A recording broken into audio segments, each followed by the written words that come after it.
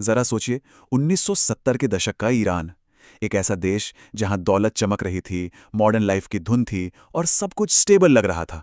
हर तरफ पार्टियां, western fashion और तेल से आई अमीरी।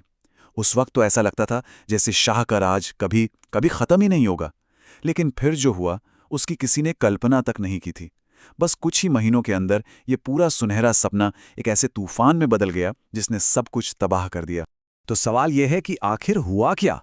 एक शहंशाह यानी राजाओं का राजा, जिसके पास दुनिया की 5वीं सबसे बड़ी आर्मी थी, अमेरिका का सबसे खास दोस्त, वो आखिर ताश के पत्तों की तरह बिखर कैसे गया। और ये समझना जरूरी है, ये कोई मामूली तख्ता पलट नहीं था।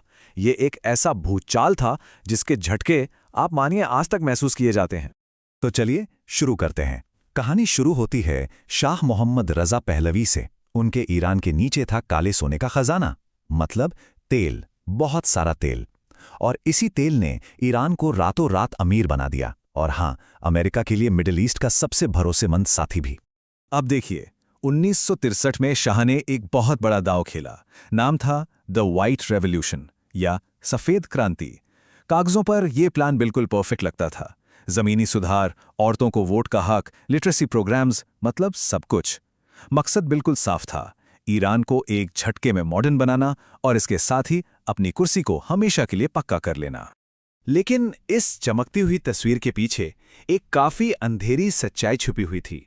ऐसी दरारें जो दिखाई नहीं दे रही थीं, लेकिन धीरे धीरे पूरे साम्राज्य को अंदर से खोखला कर रही थीं।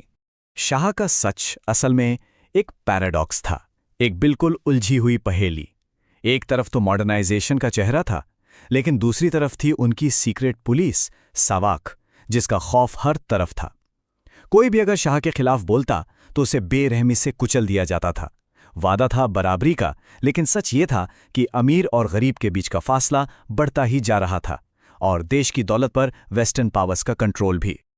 और इसी गुस्से ने, इसी नफरत ने एक ऐसे गठबंधन को जन्म दिया जिसके बारे में किसी ने सोचा तक नहीं था। सोचिए, इसमें कौन कौन थे। शाह के वेस्टर्न रिफॉर्म से नाराज मौलवी, उनकी पॉलिसी से बर्बाद हुए बाजार के लोग, आज़ादी मांगने वाले स्टूडेंट्स और अमेरिका से नफरत करने वाले नेशनलिस्ट्स।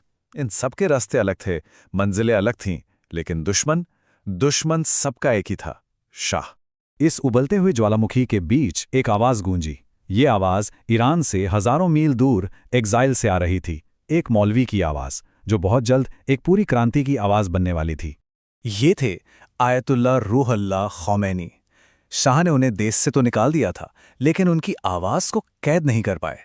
उनके जोश से भरे हुए स्पीचेस ऑडियो कैसेट्स में रिकॉर्ड होते और फिर चुपके से ईरान के कोने कोने में पहुंच जाते।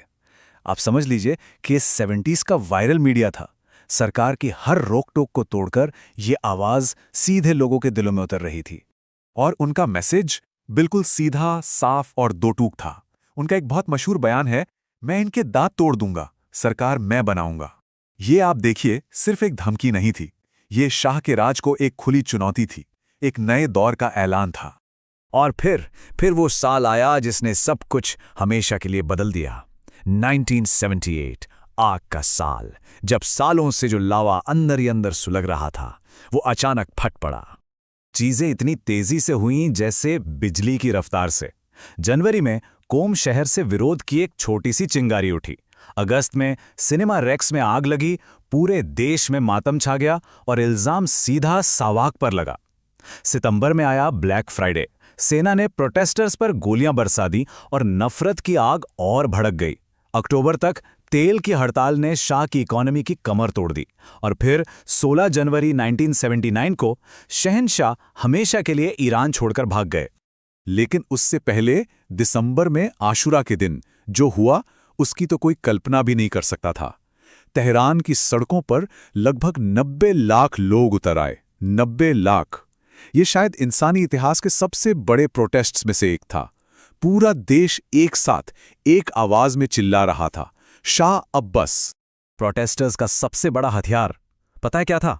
बंदूकें नहीं, उनका हथियार था इकोनॉमिक बॉयकॉट, तेल कर्मचारियों की हड़ताल। इसने शाह के खजाने को रोज $60 मिलियन का नुकसान पहुंचाया। पूरा देश जैसे रुक सा गया था, इकोनॉमिक घुटनों पर आ गई थी। यही वो आखिरी कील साबित हुई जिसने शाह के ताबूत को बंद कर दिया।